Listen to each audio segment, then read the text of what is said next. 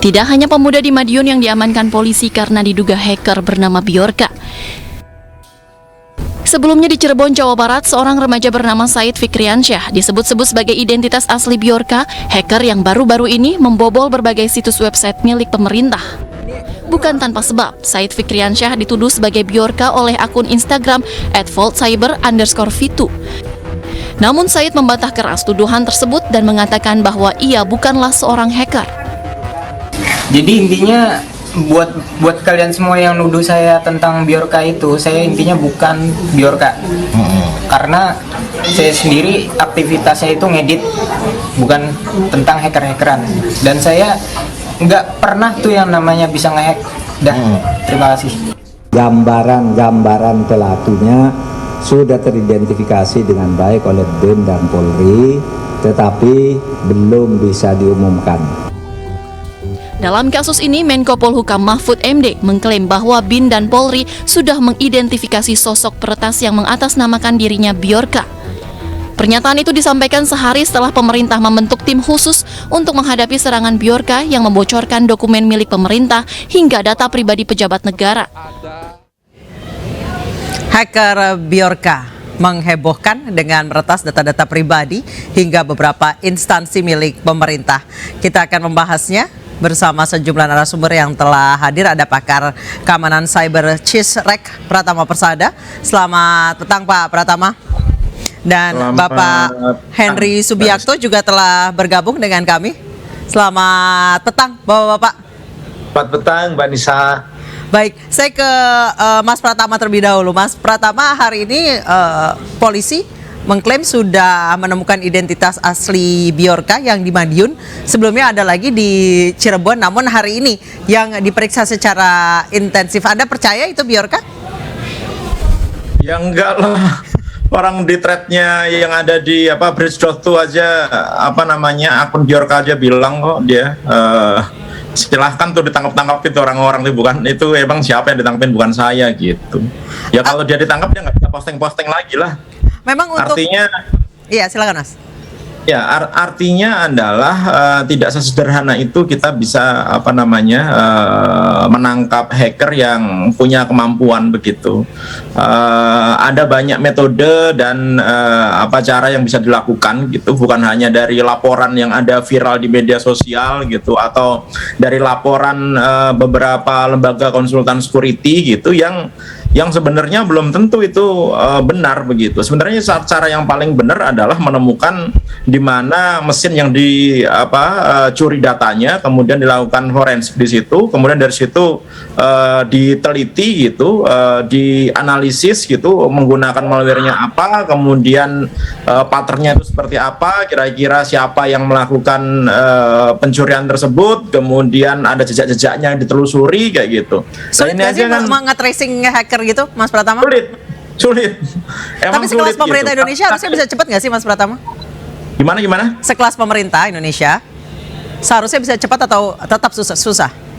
Kalau kerjanya sendiri ya susah gitu. Tapi kalau pemerintah mau meminta bantuan merekrut para white hacker gitu, pakar keamanan cyber gitu ya, ada kemungkinan bisa menangkap. Jadi belum tentu hacker ini bisa ketangkep gitu. Jadi di Undang-Undang ITE pasal 30 ayat 123 gitu udah jelas sih, memang hacker itu kalau menerobos sistem itu pasti kena hukuman gitu. Jadi masalah kita bisa nangkep apa enggak gitu. Nah, di Amerika saja sampai sekarang ada 400 lebih kementerian, lembaga dan perusahaan-perusahaan besar di Amerika yang terkena ransomware Conti gitu. Sampai sekarang belum tahu tuh siapa pelakunya. Bahkan FBI gitu memberikan sayembara 10 juta US dollar bagi siapapun yang bisa ngasih info tentang grup ransomware Conti ini gitu. Nah, itu contoh grup yang profesional. Baik, gitu. Baik, saya ke Pak Henry. Si Bjorka ini masih separuh-separuh ini, masih kita lihat nih gitu, masih diidentifikasi gitu. Tapi ya mungkin nggak secepat itu, dalam waktu sehari 2 hari langsung ketemu, itu hebat banget tuh kalau bisa. Baik, saya ke Pak Henry. Pak Henry, menurut Anda pemerintah bisa cepat nggak Pak menangkap Bjorka? Soalnya tadi kata Mas Pratama Bjorka ini masih separuh-separuh, masih setengah-setengah, belum profesional juga. Iya, memang betul bahwa kalau mau menangkap yang namanya mereka yang melakukan data breach, itu mau tidak mau data yang dikatakan bocor atau bermasalah itu harus diinvestigasi dulu, harus tadi benar bahwa itu ada forensiknya terlebih dahulu. Dengan forensik itu kan ketahuan IP address mana yang masuk dan sebagainya. Kemudian Pak Henry, itu ya. Pak Henry, kita lanjutkan nanti karena kita harus azan maghrib terlebih dahulu. Pak Henry, kita akan lanjutkan usai kumandang azan maghrib untuk wilayah DKI Jakarta dan sekitarnya. Kita lanjutkan dialog dengan Mas Pratama dan Pak Henry. Pak Henry, bisa dilanjutkan. Anda meyakini bahwa polisi bisa secepat itu menangkap Bjorka, sementara tadi Mas Pratama tidak yakin. Ya, memang ada proses ya. Tadi saya katakan juga Mas Pratama katakan harus ada forensik terlebih dahulu, ada investigasi terlebih dahulu terhadap katakanlah penyelenggara sistem elektronik yang dianggap mengalami kebocoran. Karena memang ini kan kita belum jelas apa betul-betul bocor atau Bjorka ini di feeding oleh orang-orang tertentu, oleh timnya atau orang-orang yang memiliki katakanlah kepentingan yang sama begitu. Seperti kasus. Jadi mereka tim gitu, bukan satu saja. orang. Bisa saja. Anda tahu kasusnya Denny Siregar yang dulu pernah ribut itu juga ternyata kan bukan si hackernya yang yang mendoxing, tapi ternyata ada orang yang memberikan data kepada hacker itu atau yang mengaku sebagai hacker. Artinya yang mendoxing itu bukan hacker. Ini bisa terjadi. Makanya memang yang paling bagus adalah kalau ada investigasi yang menyeluruh, yang merupakan bagian dari forensik, digital forensik di situ. Itu yang perlu. Jadi nanti akan ketahuan juga apakah memang ada vulnerability atau katakanlah aplikasinya yang dipakai itu tidak terupdate, atau memang ada orang-orang yang dalam sistem itu yang lalai begitu, ada human error, atau ini memang ada orang-orang tertentu yang sengaja menciptakan sebuah isu politik. Karena kan kita lihat kalau dari isu teknologinya tidak muncul, misalnya katakanlah hackernya nggak bicara bahwa ini port ini yang bermasalah, harusnya kan begitu kalau dia ingin menunjukkan isu teknologi. Tapi ini kan tidak, yang disampaikan lebih kepada isu-isu politik. Jadi saya melihat nampaknya memang dari dalam negeri. Mas Pratama, Anda setuju seperti yang dikatakan Pak Henry? Ya, beberapa kali kita lihat ya, si Bjorka ini dia mengerti sekali informasi dan berita yang ada di Indonesia gitu, dan kalau saya lihat gitu sebelumnya hacker-hacker yang memang dia dari luar, yang asli dari luar gitu ya, kemudian dia mencuri data di Indonesia, dia hanya ngambil datanya, nyuri datanya, kemudian dijual. Dia nggak tahu tuh datanya isinya apa, digunakan untuk apa. Yang pasti dia punya data banyak, dijual, silahkan dibeli begitu. Nah kalau ini kan nggak, data yang diambil itu dimanfaatkan untuk hal lain, untuk doxing dan lain-lain begitu. Dan dia ngerti sekali ketika ada penangkapan interogasi Bjorka yang dikira ada di Cirebon, yang ada di Madiun, yang beritanya itu ada di media Indonesia dan berbahasa Indonesia gitu. Dia quote gitu bahwa ini pemerintah ini lucu nih kayak gitu. Artinya apa? Dia mengerti nih bahasa Indonesia. Dia mengerti situasi yang ada di Indonesia gitu. Jadi saya berpikir bahwa ini memang orang Indonesia gitu, atau ada hubungan dekat dengan Indonesia gitu, Mbak. Anda setuju dengan Pak Henry bahwa motifnya adalah politik, bukan semata-mata pemberontakan atau penjualan data pribadi? Awalnya sih saya pikir ekonomi ya, karena begitu dia mencuri data, dia punya datanya, dia menjual datanya itu gitu dengan harga yang sangat mahal gitu. Artinya dia motifnya adalah ekonomi, dan rata-rata hampir 80-85% hacker yang mencuri data itu motifnya adalah ekonomi begitu. Nah, kemudian berkembang ketika ada Bjorka versi Twitter gitu, ya kan, yang dia banyak omong. Saya pikir saya ini beberapa kali berdiskusi juga, bukan diskusi sih, komunikasi dengan si Bjorka ini, tapi yang versi Telegram gitu. Dan dia ngomongnya nggak banyak, ngomongnya sedikit aja gitu, jarang ngomongnya hanya yang seperlunya aja gitu. Nah di Twitter ini kok ngomongnya banyak banget nih, kebanyakan ngomong nih orangnya nih gitu. Nah saya juga merasa tadi Prof Henry gitu, bisa jadi ini memang bukan hanya satu orang gitu, ini adalah kelompok, grup gitu, yang ada yang ngambil datanya, ada yang ngedoxing, ada yang menjual datanya begitu. Jadi ini hacker sistemnya gitu, kayak buzzer gitu maksud Anda, Mas Pratama?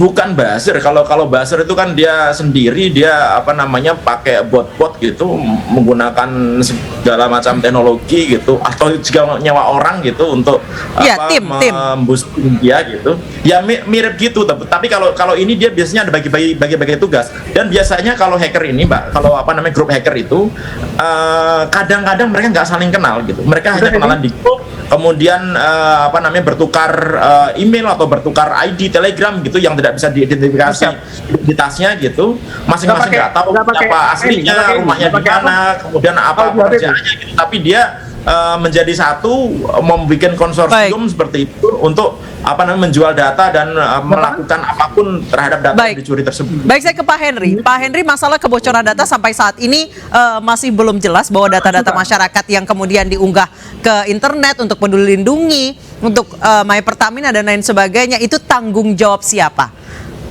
Kalau kita bicara mengenai tata kelolanya berdasarkan pada regulasi yang berlaku, undang-undang nih yang ngomong ya, kalau kita masih percaya sama undang-undang, tanggung jawab kebocoran data itu ada pada penyelenggara sistem elektronik. Oke. Penyelenggara sistem elektronik itu bisa privat, swasta gitu. Misalnya kita pakai apa? Pakai e-commerce. Itu kalau e-commerce itu bocor, data-data pelanggan bocor, itu ya yang tanggung jawab e-commerce-nya, bukan pemerintah. Begitu pula kalau misalnya itu kalau misalnya data DPT gitu yang bocor, itu tanggung jawab siapa? Berarti KPU tunggal. Yang punya DPT adalah lembaga yang punya penyelenggara sistem elektronik itu, ya KPU. Memang seperti itu.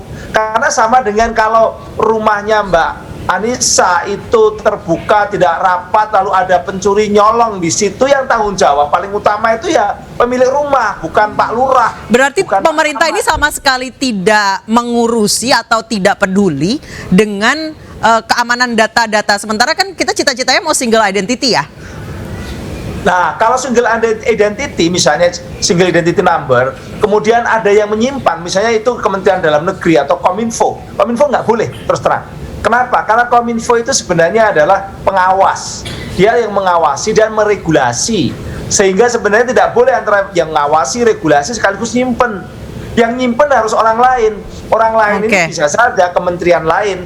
Sehingga karena apa? Karena yang nanti itu melakukan pengawasan tuh menteri atau dirjen ya, dirjen Aptika misalnya begitu. Nah, kalau kemudian yang nyimpen juga menteri yang sama, berarti menteri mengawasi dirinya sendiri dong.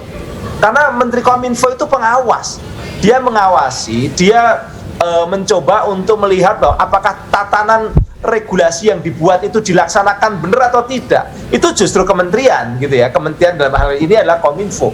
Tapi kalau keamanan datanya, kalau untuk persoalan katakanlah supervisi dan standar masing-masing, itu sejak tahun 2017 itu BSSN, makanya sekarang kan BSSN yang dilibatkan. Iya. PP 71 2019 juga BSSN. Nah, makanya ini memang kalau untuk tata kelola regulasinya di kementerian, tapi kalau untuk yang bertanggung jawab pada standar dan supervisi khususnya untuk yang objek-objek vital itu adalah BSSN. Baik. Nanti saya ke Mas Pratama ingin menanyakan, haruskah pemerintah bertanggung jawab secara, maksudnya ada lembaga khusus yang menaungi atau bertanggung jawab atas data-data masyarakat yang kemudian diunggah DPT, Peduli Lindungi dan lain sebagainya. Haruskah ada, atau tadi kata Pak Henry menyebutkan ya cukup lembaga masing-masingnya aja bertanggung jawab gitu, tidak harus ada satu lembaga maksudnya khusus. Begini, Mbak, Sebentar. Tetap Kominfo tetap harus mengawasi apakah regulasi dan tata kelola yang dia bangun itu dijalankan atau tidak oleh masing-masing yang penyelenggara sistem elektronik dan juga standar-standar yang dipakai mereka gitu. Baik, sebelum saya ke Mas Pratama, saya akan bergabung dengan rekan kami Arif Wahyu yang berada di Madiun, tepatnya di sekitar lokasi rumah seorang pemuda yang diduga adalah identitas asli dari Bjorka. Silakan Arif Wahyu, apakah masih pemuda yang diduga Bjorka ini masih diperiksa oleh polisi? Ya, selamat malam Anissa. Dapat kami informasikan saat ini kami berada di Dusun Mawatsari, Desa Banjarsari Kulon, Kecamatan Dagangan, Kabupaten Madiun, Jawa Timur.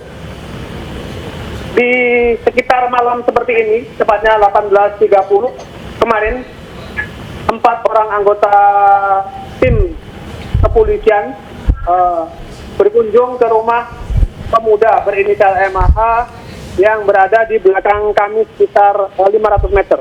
Baik, Arif, sehari-harinya pemuda ini berprofesi sebagai apa?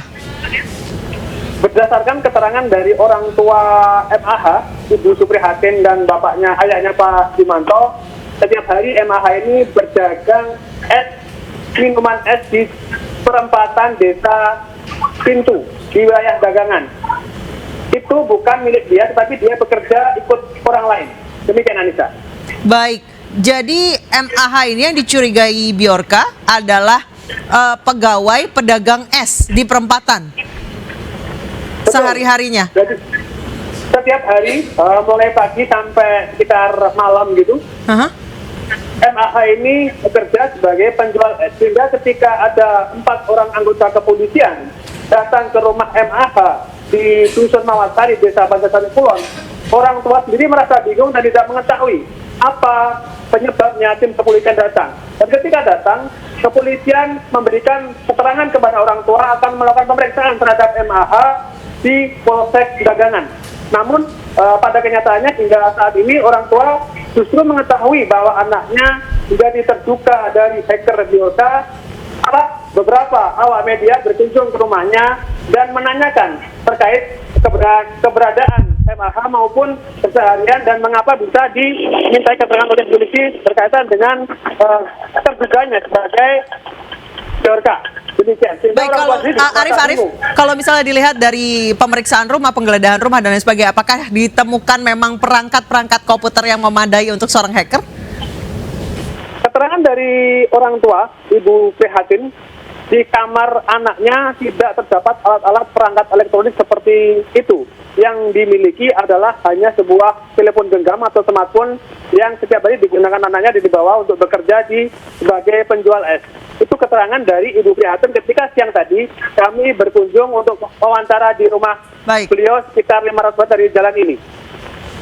Baik, terima kasih rekan Arif Wahyu melaporkan langsung dari Madiun. Selamat bertugas kembali.